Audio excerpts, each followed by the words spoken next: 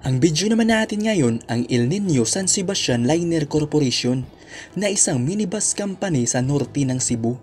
Ating bigyang suporta at pagkilala ang bus company sa video natin ngayon sa larangan ng bus transportation dahil sa kanila naranasan nating sumakay ng mga bus na pang world class.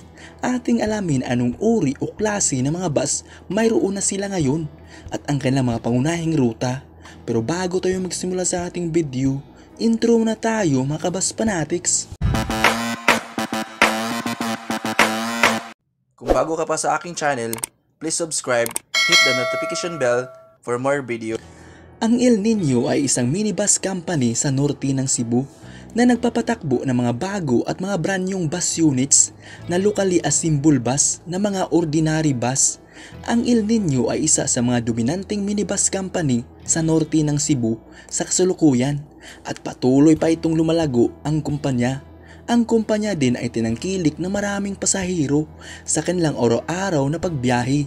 Ang pangunahing rutang siniserbisyuhan ng El Nino San Sebastian Liner Corporation ang sumusunod: Cebu North Bus Terminal Sugod Bourbon vice versa, Cebu North Bus Terminal Tabugon Bourbon vice versa. Ang mga lungsod na daraanan sa kanilang rutang siniserbisyuhan ang sumusunod: Tabugon, Bourbon, Sugod, Carmen, Catmon, Danao, Compostela, Liloan, Consolacion, Mandawi, vice versa.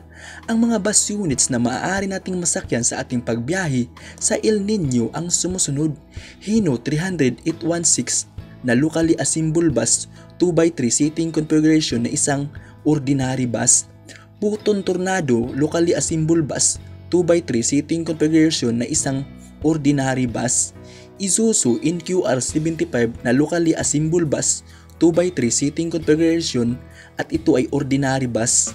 Sa ngayon, ang El Nino ay wala pang air-conditioned bus. Sana pagdating ng panahon ay magkaroon. At yan ang El Nino San Sebastian Liner Corporation. Sakay na sa biyaheng El Nino. Happy travel mga kabus fanatics. Keep safe always. Hanggang dito na lang. Hanggang sa susunod nating mga video.